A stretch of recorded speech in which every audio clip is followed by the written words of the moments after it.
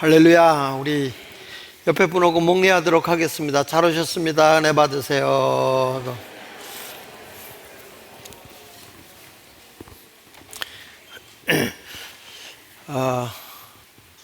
오늘은 야망이라고 하는 말씀의 제목을 가지고 함께 은혜를 받도록 하겠습니다.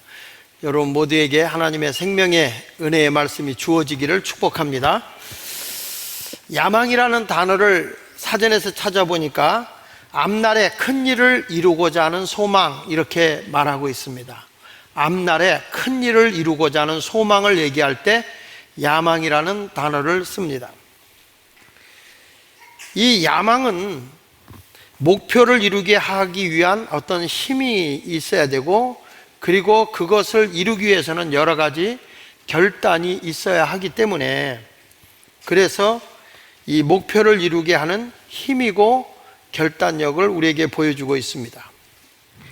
이 야망을 가진 사람들의 특징은 그 자기의 어떤 야망을 이루기 위해서 끊임없이 열정을 가지고 또 자기 기회를 놓치지 않기 위해서 최선을 다해 노력하고 힘쓰며 나아갑니다.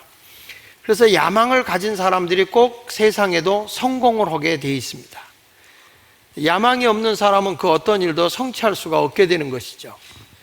오늘 여러분들도 하나님을 믿는 사람으로서 바울이 오늘 말한 것처럼 나는 세상적인 야망이라고 하는 것은 배설물같이 내려놓겠다. 그러니까 세상적인 어떤 배설물이라고 하는 것은 뭐죠? 우리들의 인분이잖아요. 내가 예수를 만나고 보니 하늘에 속해 있는 신령한 것이 땅에 있는 것과는 비교가 될 수 없도록 너무너무 가치가 있더라는 거예요. 그래서 이 소중한 가치를 위해서는 배설물과 같이 세상의 것을 내려놓겠다라고 바울이 이야기를 하고 있어요. 그리고 그는 새로운 인생의 길을 걸어가겠다. 그래서 그는 야망을 품는데 어떤 야망을 품냐면 땅의 것을 이루고자 하는 야망이 아니라 하늘의 것을 이루고자 하는 야망을 가졌다는 것입니다. 저는 오늘 그래서 영적인 야망을 갖자, 이렇게 말씀을 하려고 하는 것입니다. 예일대학의 역사 신학자인 펠리칸 박사는 이런 얘기를 했습니다. 땅을 바라보고 사는 사람은 비관주의자가 되고 하늘을 바라보고 사는 사람은 낙관주의자가 된다. 땅을 바라보고 사는 사람은 우울한 사람이 되고 하늘을 바라보고 사는 사람은 밝고 즐거운 사람이 된다. 이렇게 말하고 있습니다. 자, 오늘 여러분들이 이 세상의 모든 꿈을 품고 하늘의 것을 위해 살아가서 세상을 낙관적으로 살고 즐거움으로 사는 사람이 되기 위해서는 하늘의 것을 바라보고 사는 자가 되어야 할 줄로 믿습니다. 미국의 칼럼니스트이고 전 무디 신학교의 총장이었던 조지 스위팅이라고 하는 목사님은 이런 말을 했습니다. 당신의 인생에 폭풍우가 몰아닥치면 하늘을 쳐다보고 하나님을 바라보라, 이런 말을 했어요. 사람이 어디에다가 소망을 두고 살아야 되느냐, 어디에다 목표를 두고 살아야 되느냐라고 물었을 때 하늘에 목표를 두고 사는 자만이 세상의 모든 어려움을 이기고 나갈 수 있다라고 우리에게 일러주고 있는 것입니다.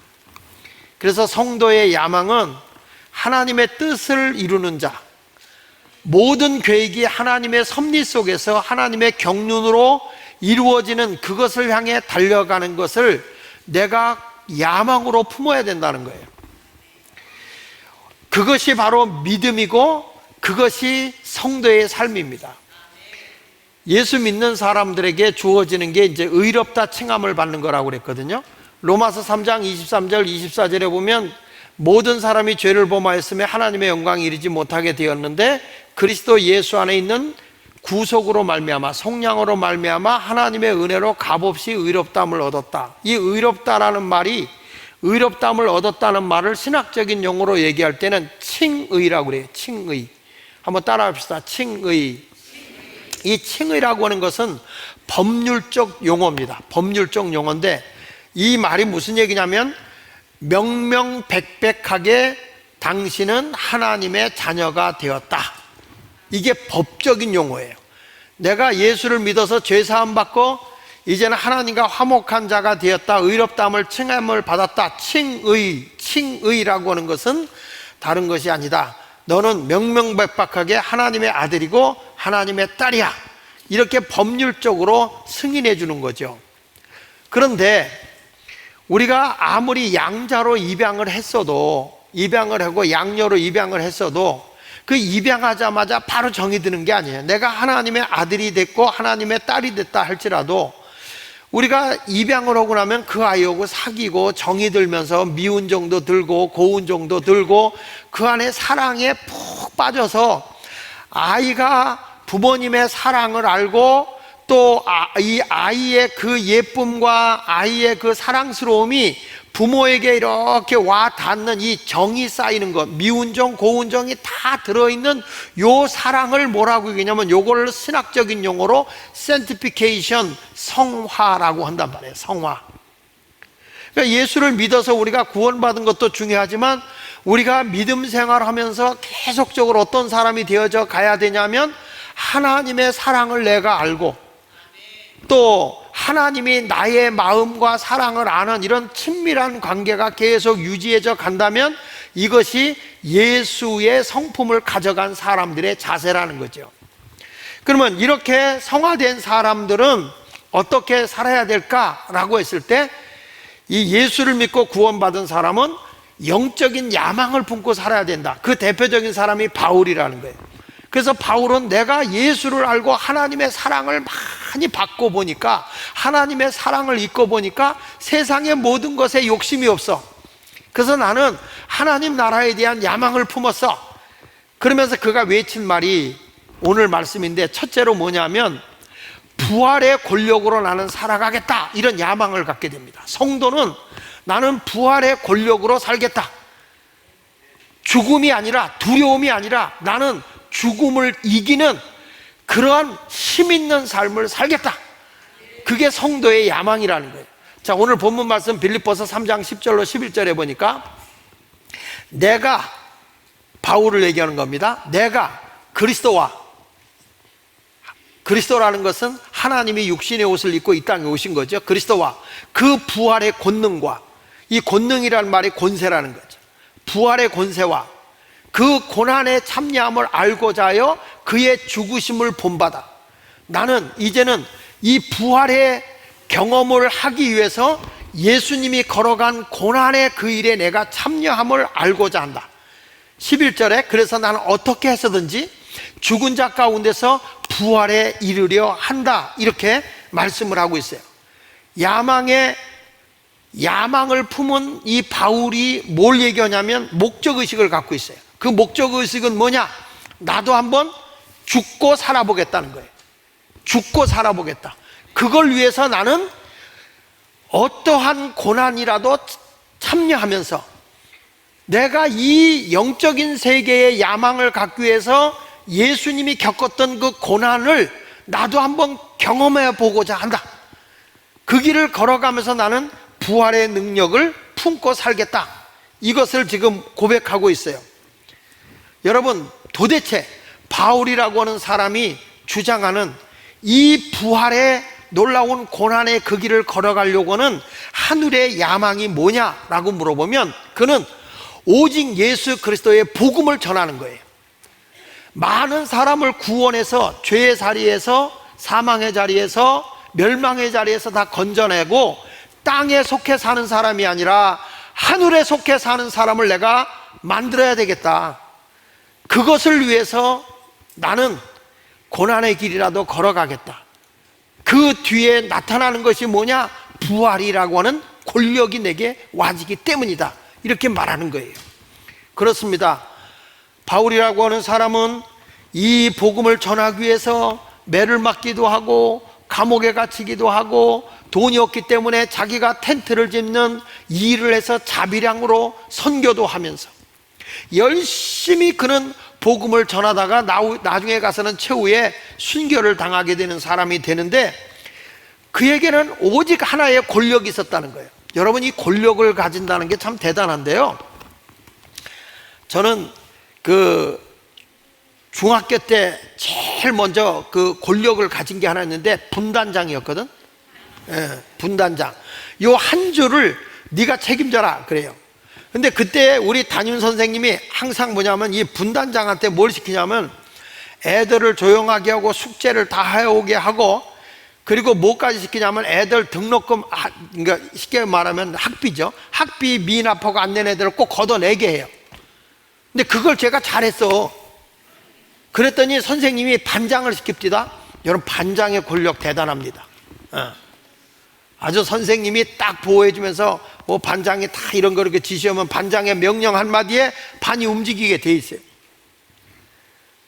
그러다가 제가 고등학교 2학년 때 전교 학생회장을 해보니까 야, 그 권력 만만치 않던데요. 자, 세상에 시시한 것도 거기에 맞는 권력이 따라오더라 이 말이야. 그런데 지금 여기서 얘기하는 부활의 권력이라고 하는 게 뭡니까? 바울이라는 사람은 나는 죽어도 산다는 거예요. 성경은 분명히 말하거든요. 너희가 예수를 믿으면 죽어도 산다는 거예요. 그렇지 않으면 우리가 무슨 희망을 가지고 살겠습니까? 그래서 바울은 항상 그래요. 내가 사는 게 아니라 내 안에 그리스도가 산다. 그 말은 뭐예요? 부활의 능력으로 산다는 거예요. 부활의 권력을 가지고 산다는 거예요. 그래서 바울은 복음 전도에 자기가 그 길을 걸어가는데, 복음을 전하기 위해서 또는 선교를 위해서 그 자기가 선교 여행을 떠날 때 찾아오는 것이 뭐냐? 고난이라는 거예요. 고난. 그러니까 거기서 10절에 보니까 고난에 참여함을 알고자 하여, 그랬죠? 그 고난에 참여함을 알고자 하여. 여기서 알고자라는 말은 기노스코라는 단어예요. 경험으로 안다는 겁니다. 경험으로. 그냥 내가 지식적으로 아는 게 아니라, 예수 믿으세요, 그래서 믿는 게 아니라 경험으로 안다는 거예요. 경험으로. 우리 예수님은 지금 어떤 것을 여러분이 갖길 원하면, 내 인생을 내가 주관하고 세상의 욕망을 가지고 살길 원하지 않아요. 예수님이 내 삶의 주권자가 되길 원하세요. 내가 세상에 돈을 많이 가지고 있고 명예를 갖고 명성을 가지고 있다 할지라도 그건 주님과 아무 상관이 없어요. 성경에 이 라오디게아 교회 같은 경우에 대해서 말씀하는 걸 보면은, 이 교회는 굉장히 부유한 사람들이 모이는 교회였고 경제력도 탄탄한 교회였습니다. 그리고 이 교회는 모든 것에 부족함이 없는 아주 권력 있는 사람들, 부유층, 그리고 엘리트 그룹들, 세상적으로 보면 상당히 훌륭한 모범적인 교회였습니다. 그런데 이 라오디게아 교회를 보고 뭐라고 얘기했냐면, 너희가 좋은 옷도 입고 좋은 그런 음식도 먹고 다 살아가고 있지만 너희는 실질적으로 벌거벗은 자다. 너희는 굶주리는 자다. 너희는 아무것도 자랑할 것이 없는 자다. 영적으로 볼 때는 완전히 가난뱅이다 이 말이야. 가난뱅이, 형편없는 존재라는 거예요. 그래서 이 라오디게아 교회를 향해서 예수님이 계속 문을 두드리고 있다는 겁니다. 우리 성경 말씀 요한계시록 3장 19절에 보면, 물은 내가 사랑하는 자를 책망하여 징계하노니 그러므로 내가 뭘 하라고 그랬죠? 열심을 내라, 회개하라. 이 교회가 세상적으로 모든 기반을 다 갖추고 있고 부족함이 없는 교회예요. 큰 소리 칠 수 있는 교회야. 그런데 주님이 보실 때는 굉장히 가난한 교회고 영적으로 형편없는 교회더라는 거죠.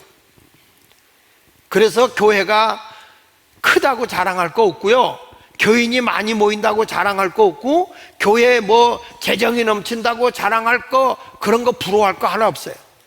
우리 주님이 보실 때는 영적인 부유함이 중요한 거예요. 영적인 부유함. 그러니까 여기서 너희들 회개하라 그래 놓고 20절에 볼지어다 내가 문 밖에서 두드리노니, 여기서 문 밖이라는 것은 내 마음을 두드리고 있다는 거예요. 지금도 주님이 여러분을 두드리고 있다는 거예요. 뭐 하기 위해서? 여기 보십시오. 누구든지 내 음성을 듣고 문을 열면, 마음의 문을 열고 나를 영접하면 그 말이에요. 내가 그에게 들어가 그와 더불어 먹고 그는 나와 더불어 먹으리라, 이렇게 말씀하고 있습니다. 이 말씀은 내 인생의 주체자가, 내 인생의 주권자가 네가 아니다, 돈이 아니다, 명예가 아니다. 바로 예수 그리스도가 내 마음의 중심을 잡아야 된다. 그분이 너의 주권자가 되고 너의 주체자가 되어서 이끌어야 된다는 거예요. 이것을 지금 예수님이 말씀하고 있는 겁니다. 우리가 예수마을교회 와서 한번 예배드리고 갔기 때문에 주님이 너 훌륭한 사람이야, 그게 아니에요. 부활의 예수님이 너의 삶을 주관하고 싶다는 거예요. 그래서 너와 나와 함께 동고동락하며 함께 더불어 살자, 이 말이거든요. 지금 여러분은 신앙생활하면서 누가 주권자입니까? 나지요. 내 생각이 주관하고 있지 않습니까? 내 이성이. 바울은 이런 얘기했어요. 내가 사는 것이 아니라 내 안에 그리스도가 사는 것이다. 누가 내 인생을 주관하고 있냐는 거예요. 그리스도라는 거예요. 그래서 그는 고백합니다. 살아도 주를 위해 살고 죽어도 나는 주를 위해 죽습니다. 이런 영적인 야망이 우리 속에 있어야 되는 거예요. 예수님이 내 인생을 주관하게 되는 사람은 결코 실패자가 되지 않아요. 우울하지 않아요. 낙심하지 않아요. 내 몸의 모든 생사까지도 주관하시는 분이 누구냐? 하나님이라는 거죠. 그러니까 그분이 어떤 분이냐는 거예요. 죽음을 이기고 살아나신 분 아닙니까? 오늘 이 시간 중심을 예수님께 모시고 사는 아름다운 신앙의 사람이 되기를 축복합니다. 이런 경우가 있잖아요. 연인이 아주 둘이 좋아해. 너무너무 좋아하는 거예요. 그러다가 너무너무 사랑하고 좋아하다 보면 어디로 가죠? 어디로 가요? 어디로 가? 예식장으로 가지. 결혼을 한단 말이야. 결혼. 이상한 생각들 하고 앉았지 지금. 그러니까 너무너무 사랑하는 거예요. 그러니까 내가 이상적으로 바라본 그 여인, 내가 이상적으로 생각하던 그 남자야. 그래서 둘이 마음이 맞아서 결혼식에 가서 아주 결혼을 합니다. 자, 결혼을 해서 내가 생각했던 그 남자, 내가 생각했던 그 여인, 우리 아버지같이 자상하고 인자하고 내 모든 것을 다 들어주는 아빠 같은 그 남자, 내가 말하면 무엇이든지 다 해줄 수 있는 엄마 같은 그 여인, 마음을 꽉 채우고 살았는데 결혼하고 난 뒤부터 이제 문제가 발단하기를 시작을 합니다. 이런 사람이었어? 아니, 당신이 고작 그런 사람이었어? 그럼 그동안에 연애할 때는 날 속인 거야? 왜 그렇게 사람이 달라? 내가 이런 인간인 줄 알았으면 결혼 안 했지. 내가 이런 여인인 줄 알았으면 내가 결혼 안 했어 라고 생각을 하면서 자기가 가지고 있던 모든 생각이 다 깨져버리고 실망하게 됩니다. 그리고서는 그 남자, 내가 생각했던 남자, 내가 생각했던 여자를 내 마음속에서 내보내고 하나님 앞에 와서 울면서 기도합니다. 하나님, 기도할 때 알려주시지. 에? 내가 기도할 때 환상을 보여주시든지 일깨워 주시지. 왜 결혼하고 난 뒤에 이런 지경을 만드십니까? 그러면서 하나님 앞에 울고 불고 하며 기도를 합니다. 기도를 하다가 그동안 자기가 주관하고 자기 생각했던 것은 이미 실망하고 다 내보내고 다툼을 하면서 다 내보내고 신뢰감은 다 잃어버렸고 이제 누구를 신뢰하게 되느냐? 하나님을 찾기 시작하는 거야. 그러면 내 안에 누가 들어오는 겁니까? 우리 주님이 들어오는 거예요. 그러면서 기도하다가 하나님의 은혜가 풍성하게 내게 오니까 그냥 자기도 모르게 은혜가 풍성한 하나님은 믿는 자 한 사람 한 사람 어제나 오늘도 언제든지 편찮고 보호해 주시네. 그 인간이 날 보호하는 게 아니야. 주님의 은혜가 나를 보호해 주는 거야. 너무너무 그냥 그 은혜가 오니까 기쁘고 행복하고, 그러다 보니까 그 남자가 그 여인이 측은하고 불쌍해 긍휼히 여기사 하나님의 사랑으로 그 남자를 원수 같은 인간을 사랑하고 미워했던 그 여인을 선대하고 사랑으로 젖어집니다. 여러분, 이게 뭔지 아십니까? 이게 부활의 권력이라는 거예요. 내 안에 내가 다 죽어지는 거예요. 내가 죽어지가, 내 욕망이, 내가 생각했던 이상이, 내 뜻이 다 죽어져 없어져 버려요. 그러고 나면 내 안에 새로운 것이 나를 지배해요. 그것이 뭐냐? 하나님입니다. 이 하나님을 만나지 못한 사람은 술이 자기를 지배하게 될 것이고 향락이 자기를 지배하게 되고, 그것이 이루어지지 않으니까 이태원의 게이클럽에 가는 거고, 이런 죄악된 어두움이 자기를 이렇게 삼켜버린다는 거죠. 놀라운 거는요, 젊은이들이 홍대 앞에 새벽에 전도 다니는 팀이 있습니다. 새벽에 이 홍대 쪽으로 이 전도를 가요. 그 어디냐면 이 세계로 금난교에 있는 친구들이, 그 젊은이들이 글로 전도로 간다는 거예요. 걔들이 막 술집 같은 데 가서 예수를 전한다는 거예요. 그러면 이제 새벽녘 2시, 3시에 뭐 대학생 애들이 뭐 곤드레 만드레 하고서 다 취해 있는 애들한테 가서 이렇게 이제 전도지를 준대요. 그러면 이게 또 어디 집에 뭐 좋은 게 있나, 그리고 다 받는다네. 예. 그 받아서 앉아갖고 술 취해가지고 그걸 읽는데 다 욕하고 뭐 하는 게 아니지. 그 전에 자기들이 매맞을 까고 갔는데, 그러지 않고 자기들이 그렇게 취하고 뭐 했는데 인생의 허무함과 공허함을 느끼고 있는 거예요. 얘들이 취하고 또 취하고 마시고 또 마시고 이 밤이 다 새도록 춤을 춰 봤더니 남은 것은 피곤과 공허함인데 거기에 생명의 메시지의 전단이 들어가는데 얘들이 이걸 읽더라. 그래서 거기서 전도해가지고 지난번에 제가 집에 갔더니 찬양팀의 리더가 술집에서 곤드레 만들었던 여자애가 거기서 예수를 만나가지고 돌아온 거예요. 여러분 보십시오. 죽음의 삶을 살아가던 자들에게 우리는 때로는 핍박을 당하고 어려움을 당할 수 있어요.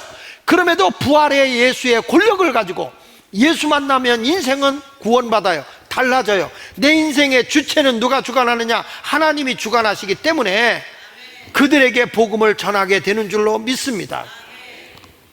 예수님을 만날 때, 저 사람들이 막 마음이 아프고 괴로울 때 예수님을 만나면 그곳에서부터 부활의 생명이 살아나게 되어 있는 것입니다. 그래서 바울이라는 사람이 내가 예수를 만나고 보니 세상의 모든 것이 아무것도 아니더라는 거예요. 삶의 가장 소중하고 내 인생의 전부는 예수밖에 없더라.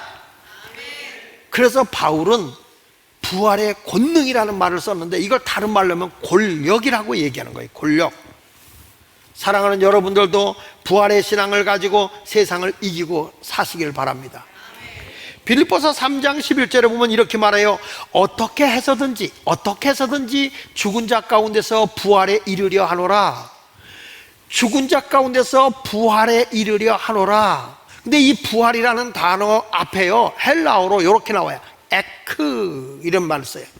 전치사로서 에크라는 단어를 썼는데, 이게 무슨 뜻이냐면, 에크가 붙으면, 부활이라는 단어 앞에 에크라는 단어를 붙으면 우리는 그냥 부활이라고 그랬는데 일어나다라는 뜻이에요. 일어나다. 그러니까 죽은 자 가운데서 일어나게 하려는 것이다, 이 말이에요. 일어나다. 그럼 누워있다는 건 뭐죠? 죽었다는 거예요. 그러니까 누워있는 자를 일으켜주는 게 부활이에요. 여러분들이 세상의 모든 삶에서 내가 절망하고 누워있다. 그런데 이 부활의 권력을 내가 취하게 되면 일어나게 돼 있어요.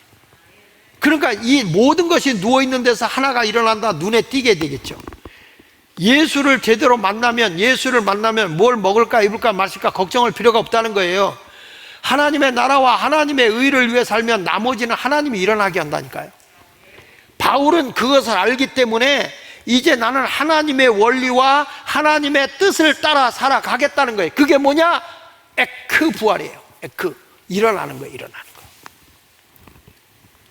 오늘도 여러분, 내가 이 다음에 죽었다가 예수님 다시 오실 때 다시 살아나는 그 부활만 얘기하지 말고, 그 부활이 나의 미래의 생명보험이다 이렇게 생각하지 마시고, 오늘 이 시간에 이 부활의 권력을 가지고 영적 야망을 품고 하나님의 은혜로 세상을 정복하며 살아가는 그리스도인이 되기를 예수 이름으로 축원합니다.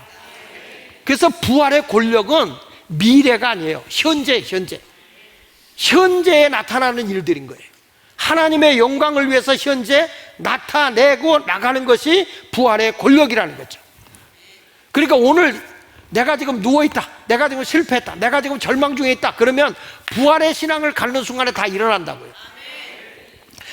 제가 아는 분들 가운데 이런 분이 계세요. 사업에 실패해가지고 이거 죽어야 되나 말아야 되나 하고 고민하다가 기도원에 가서 막 기도하는데 그의 모든 그동안 물질 중심이었고 자기 뜻대로 안 돼서 모든 걸 다 잃어버렸을 때 절망이라는 것이 자기를 지배했거든요. 근데 누굴 만나느냐? 기도원에 가서 금식하며 기도하다 소망의 예수를 만나게 된 거예요. 그 소망의 우리 주님을 만나는 순간에 자기의 미래가 야망으로 나타나는 거예요. 목적의식을 가지고 내가 다시 살아야 되겠다. 그런 사람들이 사업을 다시 일으키고 일어나서 자기 중심의 삶을 살아가는 게 아니라 하나님의 영광을 위해 살아가는 인생으로 바뀌어지더라고요. 이것을 우리는 부활의 권력이라 얘기하는 거예요.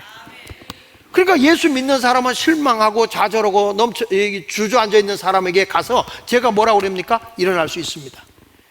예수 믿는 사람은 7번 넘어져도 다시 일어납니다. 우리는 누워있는 자가 아니에요. 일어나는 자예요. 믿으시면 아멘. 오늘 우리 장로님들이 사무실에 잠깐 들어갔더니 우리 오세봉 권사님이 쑥떡을 이렇게 해다 줬더라고요. 쑥떡을 뜯어 먹으면서 맛있다 그러지 않고 이런 거예요. 참 쑥은 희한하다고 그래. 왜 쑥이 희한하냐 그랬더니 하여튼 모든 것이 다 폐허가 되고 없어져도 제일 먼저 나는 게 쑥이라네. 제일 먼저 솟아나는 게 쑥이래. 그래서 쑥이래. 내가 그랬어요. 우리 장로님 한 분 못해. 요즘에 일이 자꾸 많아진다고 해서 요즘에 직장이 쑥쑥이라며 내가 그랬죠. 예수 믿는 사람들은요, 내 인생의 주권자가 하나님이 되는 순간에는 고난이 오고 어려움이 와도 그것은 다시 일어나게 돼 있다는 거예요. 그래서 우리는 영적인 야망을 갖는 게 중요한 거지, 영적인 야망을 집어던져 버리고 어떻게든 내가 노력해서 무엇인가 해보겠다고 하는 것은 그건 바보스러운 삶이라는 거예요. 우리 모두 영적인 야망을 품는 아름다운 신앙의 삶을 살아갈 수 있기를 예수 이름으로 축원합니다. 그래서 부활의 권력을 가지고 있는 게 성도의 야망인 거예요. 두 번째 가서는 그리스도 예수께 잡힌 것을 위해 달리는 자가 야망을 소유한 성도라는 거예요. 따라합시다. 그리스도께 잡힌 것을 위해서 달려가는 자가 야망의 성도다. 자, 여기 성경에 빌립보서 3장 12절에 보면 이런 말씀이 나오잖아요. 내가 이미 얻었다는 것도 아니고 온전히 이루었다함도 아니라 오직 내가 그리스도 예수께 잡힌 바 된 그것을 잡으려고 달려가노라. 여기 보면 나도 잡혔고 또 잡힌 바 되게 하기 위해서 달려간다는 거예요. 도대체 바울이라고 하는 사람이 무엇에 잡혀 있느냐, 무엇에 잡혔고 무엇을 잡게 하려고 뛰어가느냐 달려가느냐 라고 물었을 때 구원의 복음이다 이 말이야. 예수 그리스도를 믿음으로써 내가 구원을 받았기 때문에 이제는 나는 예수께 붙들려 있는 자다. 나는 예수님에게 떠나려고 해도 떠날 수 없는 사람이라고 말하고 있는 거예요. 여러분 모두도 그런 아름다운 신앙을 간직할 수 있기를 축복합니다. 여기 보십시오. 달려가노라 그랬죠. 달려가노라. 이거는 무슨 단어냐면 스포츠 용어예요. 스포츠 용어. 원문에 보면 이게 스포츠 용어예요. 달려가노라. 이게 달려간다는 건 내가 예수를 전하기 위해서, 복음을 전하기 위해서 야망을 품고 달려가는데, 그냥 기회가 되면 하지, 이게 아니라 100m 달려요. 100m. 100m를 달릴 때 숨을 몇 번 쉴까요? 100m를 달릴 때 몇 번 쉬고 100m까지 갈 것 같아요? 이거 마스크에서도 한번 해봐요. 몇 번 숨 쉴 것 같아요? 100m까지? 안 쉬어요. 단숨에 간다는 거예요. 단숨에 한 번 딱 하고 100m까지 그냥 달리는 거예요. 그러니까 이 달리기는 뭐죠? 전력 질주하는 거고 전심전력하는 거예요. 100m를 단숨에 달리는 거죠. 200m도 몇 번 숨 쉬겠지만 전력을 위해 달리는 거예요. 내가 복음을 위해 달려간다는 거는 뒤돌아보지 말고 전심으로 달려라 이 말이야. 여러분들이 이번에 이제 마지막 주에 초청할 때, 사람을 초청할 때 하는데 뭐 기회가 되면 오고 안 되면 안 되는 게 아니에요. 무조건 전심전력해야 되는 거예요. 그렇게 달리라는 거예요. 내가 영적인 야망을 가진 사람은 복음을 향해서 그렇게 달려야 되는데, 절대 뒤를 돌아보지 말고 달리라는 거예요. 뒤에 것을 다 집어 던져버리고 앞을 향해 달려가라는 거예요. 이 운동회 때 보면요, 운동회 때 보면 꼭 달리기 하면서 뒤돌아보는 놈이 있어요. 얘가 어디까지 왔나 이렇게 뒤돌아보는 놈이 있어요. 그러다 꼭 헛발질해가지고 자빠져요. 지금 달리기 할 땐 뒤돌아볼 팀 없어요. 앞만 보고 달려야 돼. 앞만 보고. 맞습니까? 근데 이렇다고요. 뒤돌아보다가 이제 자기가 따라잡혔어. 그러면 앞에 놈을 보고 쫓아갈 생각 안 하고 뒤에 몇 명 있나 이렇게 또 봐. 또 잡히고 하다가 지가 제일 꼴찌가 됐는데도 또 뒤돌아봐. 그 왜 돌아봤냐고 물어봤더니 얼마나 왔나 보내라고. 그 이게 앞을 향해서 진일 보고 달려가야 되고 앞서가는 사람을 따라가야 되고 또 내가 갈 때 아무도 없으면 내가 1등이구나 생각하고 전심전력으로 달려가야 되는데 자꾸 뒤돌아보다 망하는 거예요. 오늘 여기 말씀하는 것이 너희가 하늘에 속한 야망을 품은 성도가 된다고 하면 뒤에 것을 바라보지 말고 앞에 것을 향해서 전심전력하라고 일러주고 있는 것입니다. 여러분 놀라운 게 있어요. 그게 뭔지 아십니까? 여기서 이 달려간다고 할 때 이런 겁니다. 사냥을 가요. 사냥을 가는데 창을 하나 들고 갑니다. 창이 딱 하나밖에 없어요. 근데 앞에 토끼가 있어. 토끼를 정조진해서 딱 내려 던지려고 하는 순간에 옆에서 노루 한 마리가 탁 튀어나왔어요. 자, 창은 하나밖에 없어요. 여러분 어떻게 결단해야 돼요? 토끼한테 던져야 돼요? 노루한테 던질 거예요? 전부는 안 돼. 하나밖에 없어요. 이상하네. 성가대봐. 전부래. 예. 자, 하나는 포기해야 돼. 토끼에다 던질 거예요? 노루한테 던질 거예요? 노루에다 던지지. 누가 토끼한테 던집니까? 사냥하는 사람이. 그러니까 여자야. 사냥가 남자는 큰 거 잡죠. 노루에다 던진단 말이에요. 이 말은 무슨 얘기냐면 내가 전심전력해서 앞에 것을 잡으려고 달려간다라고 하는 이 말 속에는 뭐가 있냐면 한 가지는 포기해야 된다는 거예요. 포기해야 된다는 거예요. 내가 땅의 것은 포기하고 하늘의 것을 향해 달려가야 된다. 이게 성도의 야망이 돼야 된다는 거죠. 우리 모두 그 앞에 것을 잡기 위해서 달려가는 그런 성도의 야망을 가지기를 바라고요.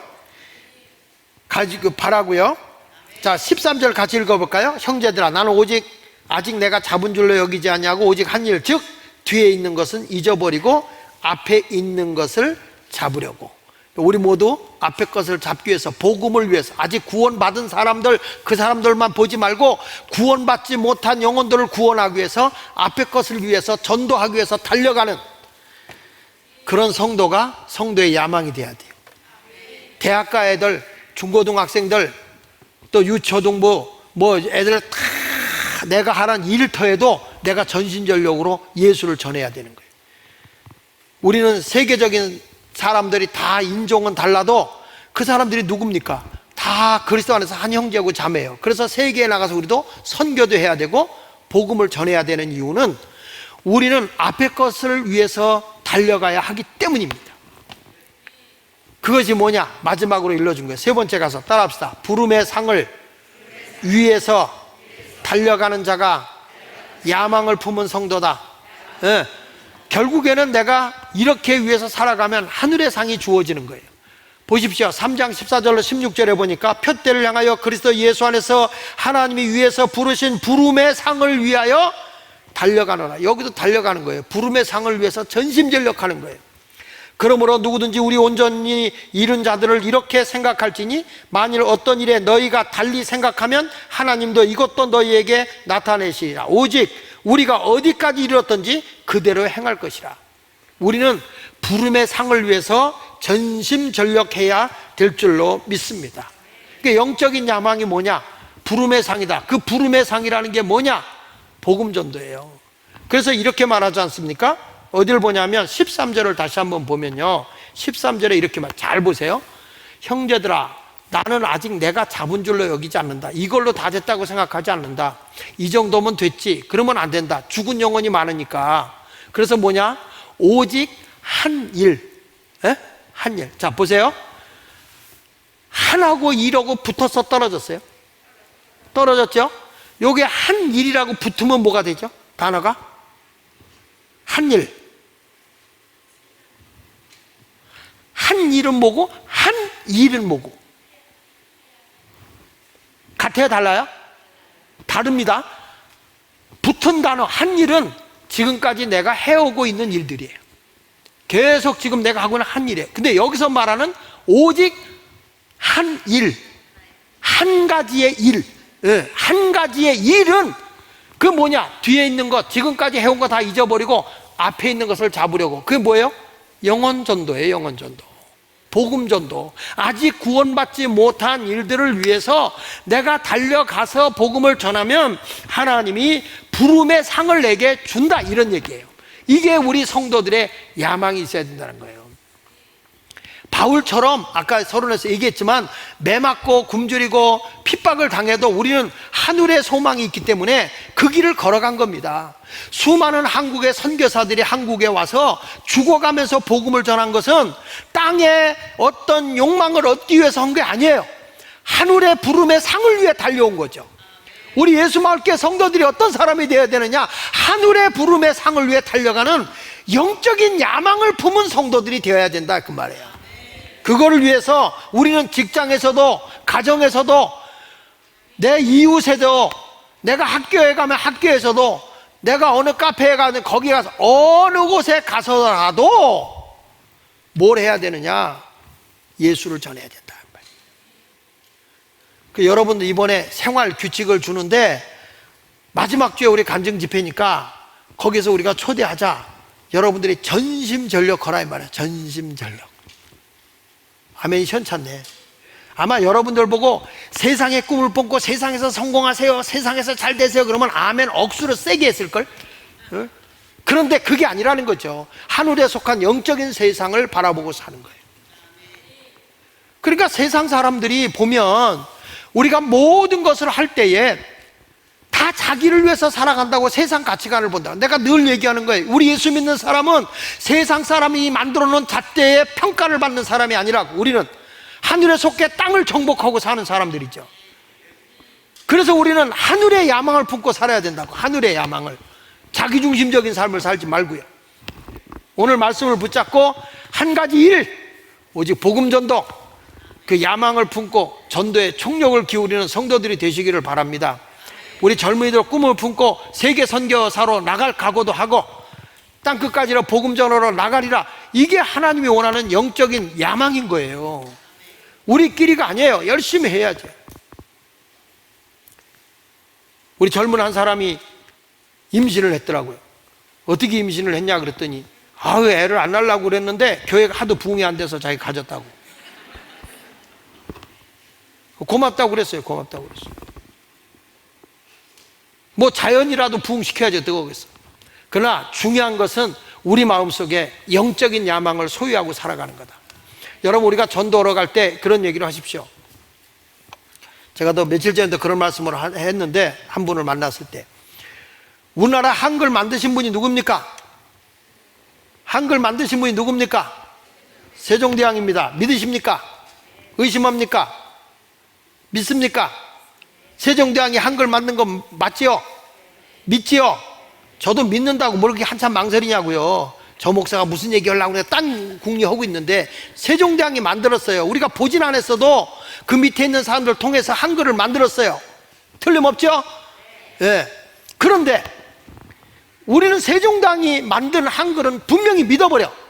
근데 어디를 가봐도요, 어떤 종교, 불교도 그렇고 이슬람의 마음에도 그렇고 석가모니도 그렇고 어떤 종교에 가봐도요 천지를 만들었다고 주장하는 종교는 없어요. 기독교밖에 없어요. 하나님이 천지를 만드셨다. 그러면 믿어야 돼, 안 믿어야 돼? 믿어야지. 하나님이 만드셨다는데 왜 안 믿어? 세종대왕이 한글 만들었다 그러면 믿어야지. 우리 하나님만이 천지를 만드셨다고 믿어야 돼요. 우리의 영혼이 살기 위해서 이런 믿음의 삶을 살아가는 그리스도인으로 여러분 야망을 품고 전도하십시오. 내 안에 생명이 있어야 되는 거 아닙니까? 모든 생명은 씨앗에는 생명이 있어요. 근데 이게 죽어지면 생명이 나오듯이 우리 속에도 생명이면 누구냐? 예수가 생명이에요. 예수를 믿음으로 구원을 꼭 받고 우리는 그것을 위해서 야망을 품고 전도하는, 영적인 야망을 품고 전도에 힘쓰는 그런 그리스도인이 되어야 됩니다. 매 맞는 거 두려워하지 말고, 핍박당하는 거 두려워하지 말고, 담대하게 바울처럼 전심전력해서 복음 전도하는 성도가 되시기를 축원합니다. 기도하겠습니다.